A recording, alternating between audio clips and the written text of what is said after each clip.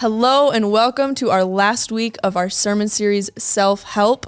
This month we have been talking about truly what it means to break down 1 Corinthians chapter 13 into our relationships. Week 1, we talked about understanding that God truly is love, and from that flows into the rest of our lives. Last week we got to hear from Kate and Will talking about the virtues of love in that middle section of 1 Corinthians chapter 13. And lastly, this week, I get to introduce some of my very special guests.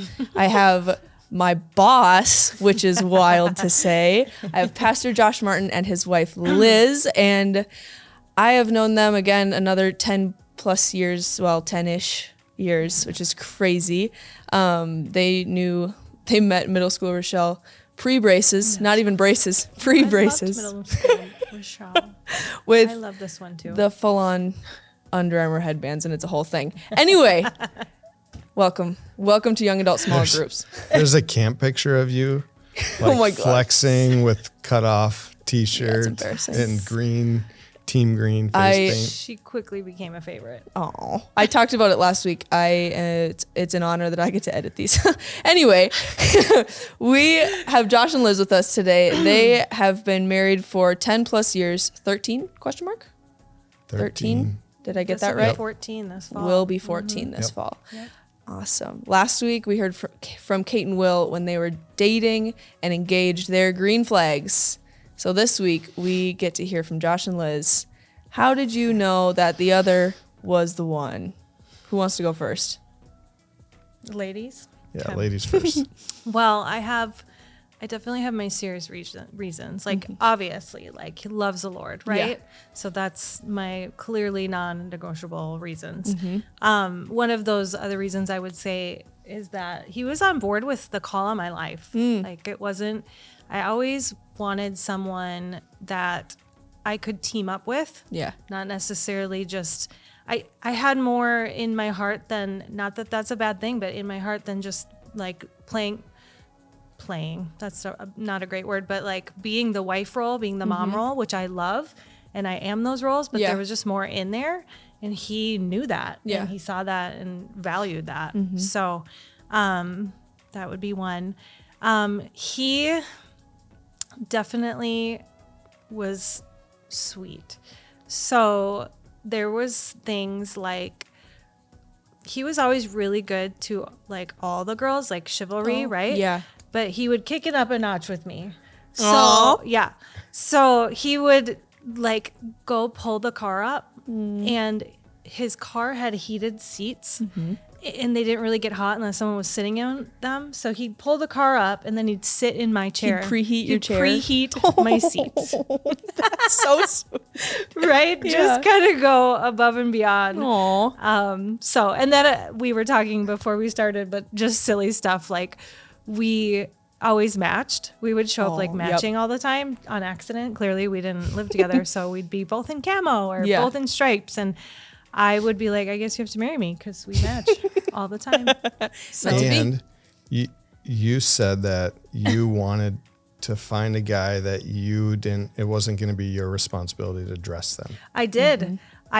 Some of you might know this from young adult into youth group years, but I had a list, a laminated list Laminated. of negotiables and non-negotiables. And there was stuff on that non-negotiable list. Gotta love Jesus.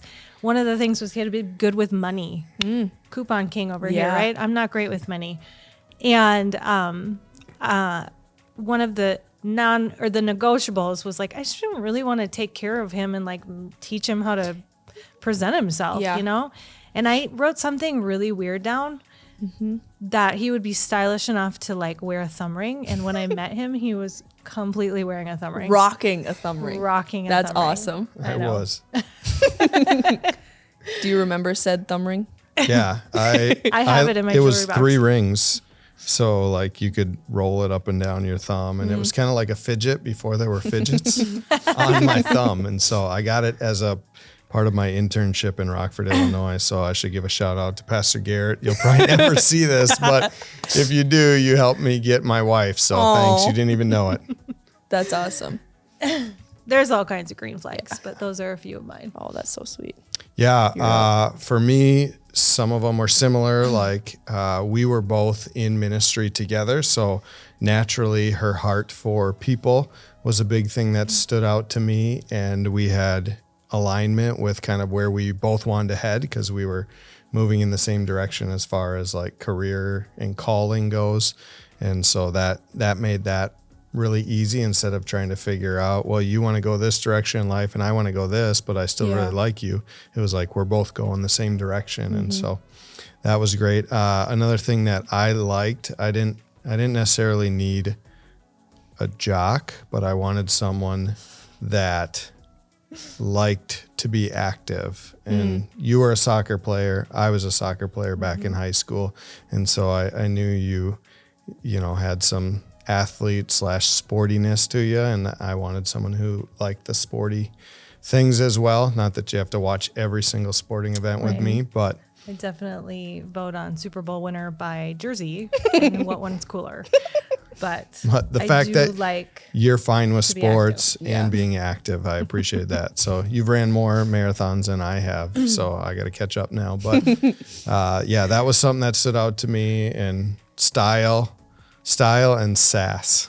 Oh, which I think he regrets. I did not know the level of sass, and maybe it wasn't all there. It's something that develops over time. But style and sass. It added a little bit of mystery and fun. Oh, that's awesome. I was told that I would be too boring for Liz, and so I recognize that I can be kind of a little bit lame at times. So she had a lot of adventure and excitement. Bring the fun. Self-awareness is huge, and it worked out for you so well. That's awesome. So as you guys have already read at this point, we are breaking down 1 Corinthians chapter 13, verses 8 through 13. This verse talks about how love never fails, how in faith, hope, and love, the greatest of them is truly love. This week we're talking about how love can grow in your relationships, which kind of brings us to our first question. Could you guys just talk a little bit about how your relationship with each other has grown, or how you've seen love grow as time has gone on? Yeah. I would say love has looked different in different stages of life for us, but I think as I've matured and as we've grown in our relationship and had more time together, more years together, experienced more life together, love has definitely increased. My love for her, as I see more of who she is and who she's becoming, because we are never at the completion of who we're supposed to be when we are on this earth. So like who you are as a young adult is not the totality of who you will be. And so like I loved who she was at the stage when I met her, but who she's continued to grow as a person and in her relationship with God, and the ways that she has grown have caused me to love her even more. My love has grown and increased for her because of who she is, not only who she was, but who she has become, and how she's grown closer to the Lord. My love has increased because of her continual growth as a person and your growth in your relationship with God. That's good. That's good. Yeah, absolutely. We are unfinished people, and we're becoming every day, all the time. And so there will be more to love. And that is one very easy way to grow in your love for each other. But I would also add that love doesn't only grow, it changes. And so, yes, you can love more. And, you know, I would say my picture of what I feel like love has changed so much, because when, you know, you meet and there's all the feelings and there's dates and romance, and maybe we could probably, you know, crack that up a notch in this stage of life, but it's hard in this stage of life we're in. And that could be a growth point for us, but it has changed. And so I know that I love him more and that he loves me more because of how he loves. And he will constantly be working hard and putting in hours at work to take care of our family. He forgives We've learned to forgive one another, Yeah. to have conflict and to offend each other, but we forgive. Yeah. The patience that he has for me in my said sass. So you really do learn about when you talk about the love chapter, and love is patient and it is kind and it is Yeah. not self-serving, and you begin to actually get into situations that require those things. Yeah. And that is how I would say that our love has grown. Yeah. Because it was a feeling, it was a knowing of one another as who we were at that time, but it has grown because of how it's changed. Yeah, and I feel like we talked makes about sense. this a little bit last week, where a lot of the times people think love is like a checklist of I have to get them coffee, open the door, preheat their seat, like do all of these things. But often these situations of it is not self-seeking, it's not Yeah. honoring of itself, like that starts from within, and then you get put in those situations where those Yeah. things have to be displayed, Yep. which is huge. You realize real quick how you are not a picture of love. Yeah. And you have to grow in those things, which is what makes love grow. Exactly. Awesome.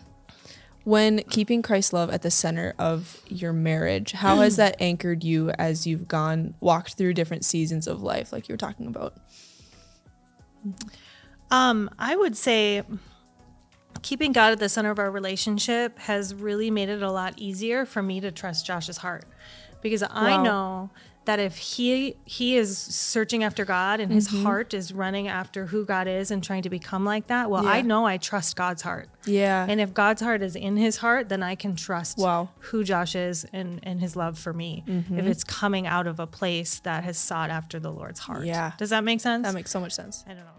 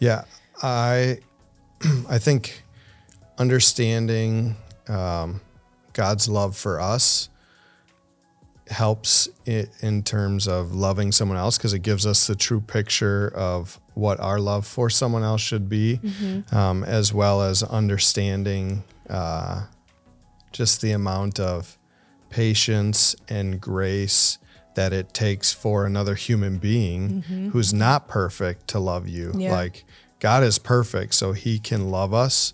And sometimes we may question like why we love that. But if you like knowing that God loves unconditionally, it's like, well, he's God, so he can do that. But how can this person who's not perfect love me, who's even less than perfect? Yeah. Like, so just having a true understanding of love and just the significance of it, and that concept of an unconditional love, that even when you don't deserve it, someone is willing to give it to you, to give you and show you love when you don't deserve it, is only revealed and only made possible because of God's love for us. And then we can extend that love to someone else. And it's not perfect, but we do our best to imitate the love that we receive from God, which allows us to then love someone else. Absolutely. Our capacity to love comes from our capacity to understand Yeah. God's love for us. So, And like that, you can measure the health of your relationship, I think, by how on the same page you are. There are times when people are just totally different pages, and then it creates a situation that's not healthy at all. But when you understand what love is, who God is, and the virtues of that, like, what a great starting point to then take steps in a relationship where you're both on the same page, understanding how unconditional love is. Like, that's just a fantastic place to start. How has marriage influenced your perception of how God loves you? Or has it? it has for me. I think I probably put this in every, post I make about Josh, but his love is such a reflection, I believe, of John 15:13. And that verse essentially says that there's no greater love than one who lays down their life for someone else. And that is how God displayed his ultimate act of love. Yeah. And I feel like that is who Josh is. He is a very selfless person. I am not, far more selfless than I am. Total self-admittance there. But he will constantly give me or the kids the best of everything, that whether it's time, whether it's food, whatever it is, he'll set it aside, depriving himself of that thing so that we can have. Example, I'm on Whole30 this month, and we had a Next Gen Super Bowl party, and Josh had the idea of making me Whole30 chili. Yes. That was the sweetest thing ever. Yeah. I don't know. For me, I feel like that is been such a tangible understanding of God laying down his life for someone. And Josh literally probably daily does this for us. And it's just such a really cool reflection of who God is to me. Yeah, for sure. Yeah, one of the things that I've had to learn and understand, I think, that's different now than it was before, is I looked for Liz to give me what only God could give me. And understanding that, like, there's this idea that you find someone that completes you, blah, blah, blah, blah, blah. That's what movies say and all that. But you find someone that adds to your life and makes you a better person, but doesn't complete you. And so understanding that our wholeness as a person comes out of our relationship with God, and you can find someone that can add value and add strength and make you better. Proverbs talks about as one man, as iron sharpens iron, so one man sharpens another. And I feel like that's what I found, where I started to look for Liz to kind of initially maybe complete me in certain areas. Understanding as time has gone on, she's pushed me and challenged me to become better and to become who God has essentially made me to be, knowing that validation comes from him, not from her. Like God completes me, Yeah. and she is used by God to help make me better, but she won't complete or fill in the missing pieces of who I am.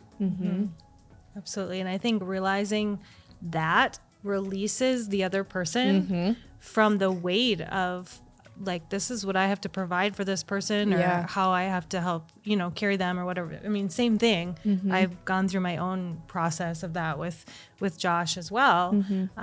But it takes the weight off of something we were never meant to carry. Yeah. But we can learn how to come in and walk alongside one another and complement one another. I mean, go back to Genesis, and man was alone, and God didn't say it was good yet. Yeah. And so he brought a helpmate, right? Is that what the word means when he says that? He brought a helpmate to come alongside to make a full picture of who he is. And so, I mean, guaranteed, you get into a relationship and you can look at that other person and find aspects of who God is in that person, and it's going to help you have a better picture of who God is and how he loves you. Yeah. Because he's just good like that. I always say, God didn't give me kids and a husband because I wanted them, although he is that kind, but to make me more like him. Wow. And sometimes that's a really big challenge, and sometimes that is just seeing how it's not challenging for me that Josh is selfless. That's actually a gift to me, but it's challenging to my heart to be more selfless. Yeah.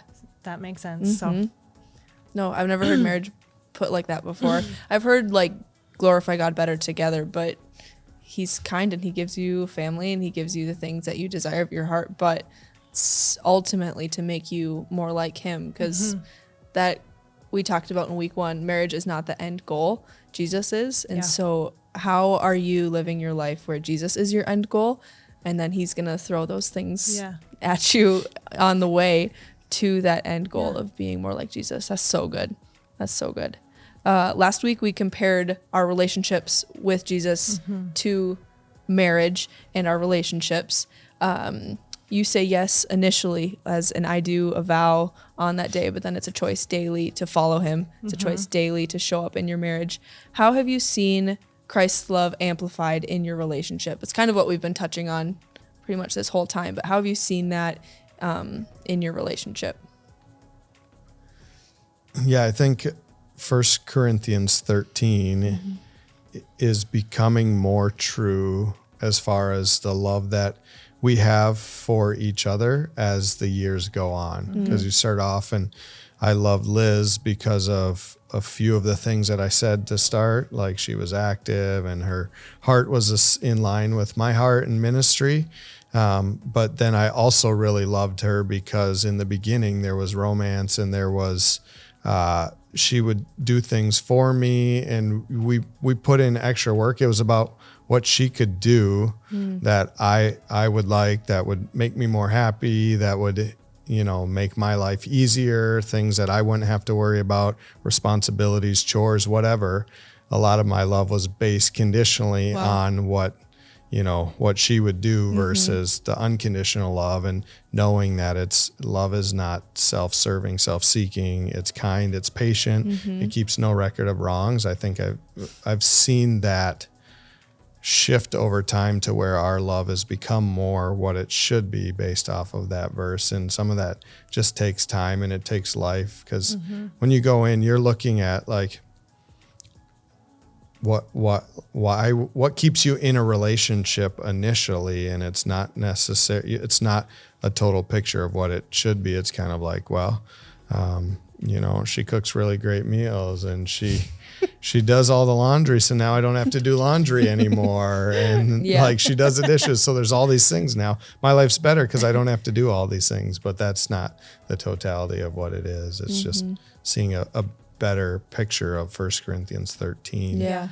And all those things, understanding like I was so far from loving in that way in our dating season, engaged season, even early on in marriage, because I was very selfish, and I did a good job doing things that were selfless, but I still was selfish in that I as much as I did those, I wanted or expected those things back to me Yeah. in different ways. Like you don't have to warm my seat because I warmed your seat and I already warmed my seat, but I wanted you to think of ways to do things for me like I would do for you. And now that's not an expectation that I have. It's just I'm going to offer my best attempt to love you and know that you're doing your best to offer the 1 Corinthians style love back. Right.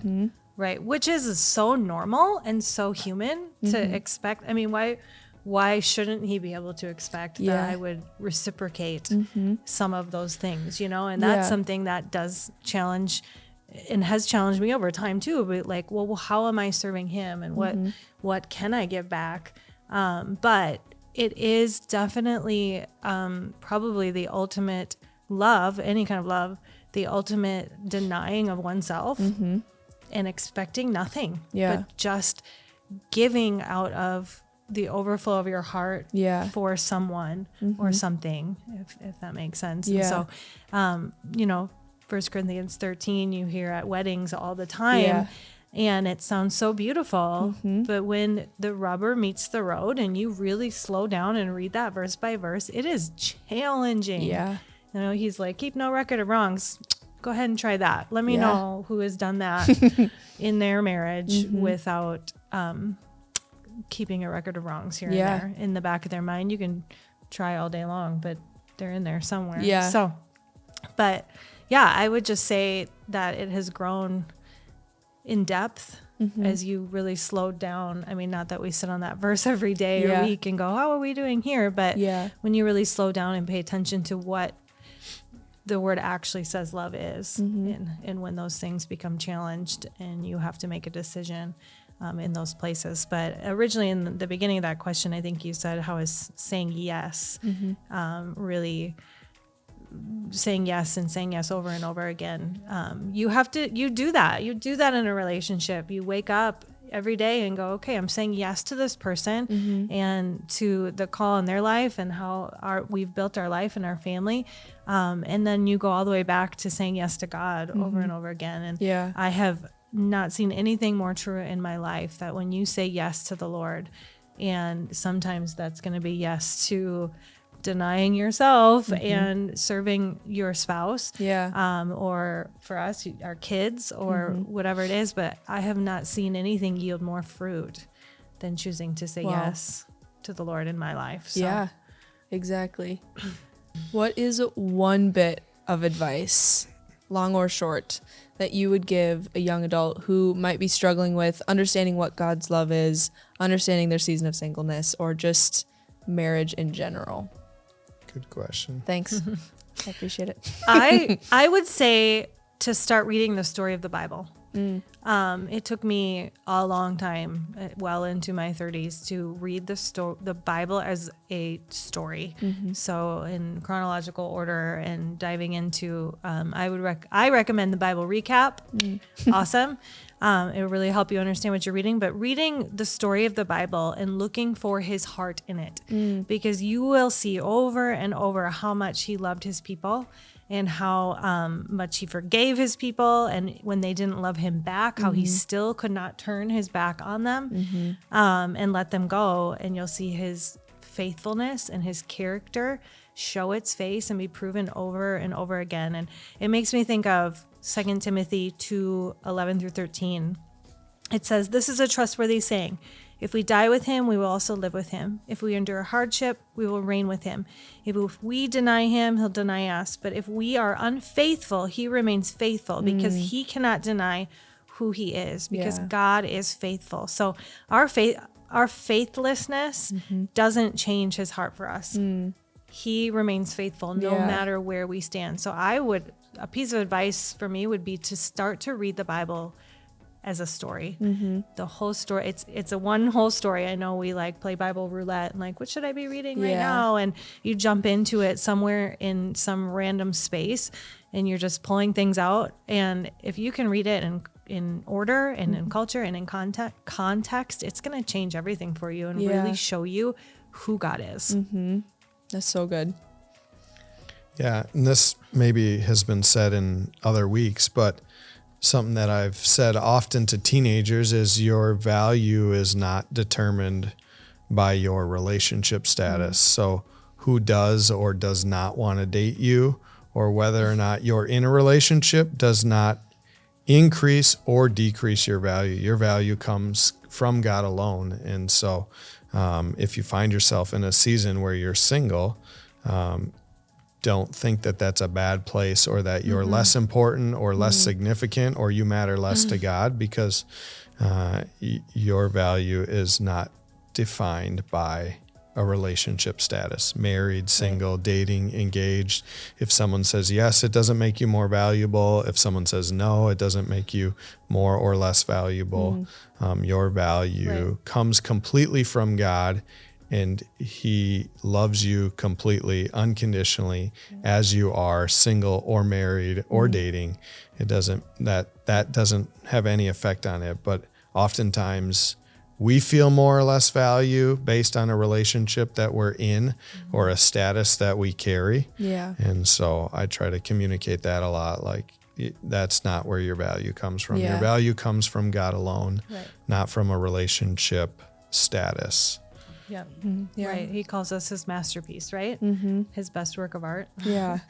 And it was it Paul who basically said, stay single if you can, and if you must, get married. Yeah. Because he knew there's great purpose in every season. There just is. And so don't just try to be getting to the next season or getting out of one that you don't love or enjoy, but really pressing into that place that God has you and asking him, what you have for me right here, right now. Yeah. And how can I grow in this place?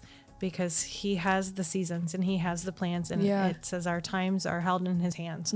So trust the time, trust his heart for you, trust his faithfulness, and it will have great purpose. Yeah. Yeah. Exactly. In those seasons, like, this was told to us as parents, but we had a season where our son would not sleep through the night. He'd be up every single 2 hours, and people are like, oh, you're going to miss it when you don't get that cuddle time. And it's like, no, I'm not going to miss cuddling him every 2 hours all through the entire night. But now that he doesn't do that, you actually do kind of like, I never thought I could miss sleepless nights, but you start to kind of miss that. So appreciate the season you're in, and don't wish it away. That's the message that was told to us. Like, don't wish away the time when your kid is getting up all throughout the night, because one day you're going to wish that they would give you any time, because they're teenagers and they don't want to give you any time whatsoever. Yeah. And here you're wishing away all this quality time that you get. So don't wish away or want to rush into the next season in it. You may be like, well, I don't feel like I'm rushing because I'm approaching 30 and I'm not in a relationship. Well, I mean, 3 years of sleepless nights didn't feel like we were rushing away a season either. But now, 4 years, 5 years removed from that, that was a valuable season. Difficult season in some ways, but it was a valuable season. Yeah. And so don't wish yourself into another season. Appreciate the season that God has you in. That's good. Well, thank you guys for joining us. It was Yeah. an honor Thanks to for have having you. us. Of course. As I said last week, I find it such an honor just to be able to do ministry with you guys. And it's just crazy that here we are. Here we It's are. crazy. This is the dream. The dream is that your youth kids grow up and follow the Lord and live out their purpose, and we get a front row seat. Oh, So that's so sweet. Yeah. Well, thank you guys. What an incredible month of small groups we have been having. The discussion that has come out of our intentional time to understand what love is has been just phenomenal. And I look forward every single Monday to spending it with you guys. Next week, we have our Together Night with Pastor Brent Silkey. You guys are not going to want to miss the word that he has on his heart from God. So enjoy your last time of discussion. I'll see you in just a few minutes.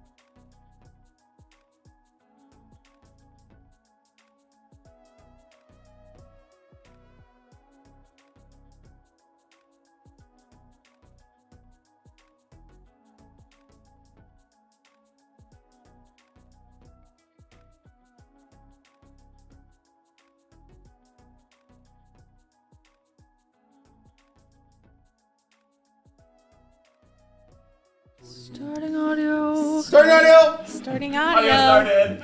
Clap. Trick this whole time. That was a good one. All right. Make sure you clap. Exciting. No, not like that. Make sure you clap. This is our. You'll look into this one. Yes. Anka, you want to look into this one, and Great. then this one is also there. Actually, Rochelle, why don't you look at? Let's pray quick before we start because I'm scared. I mean, Amin. All right. Have fun. can you start the iPad for me? You want to start the iPad for me? Okay, hey, can you start the tablet? I'll find one. I don't know what. The timer. Absolutely. Text me when you're done, Yes, sir. and I'll come.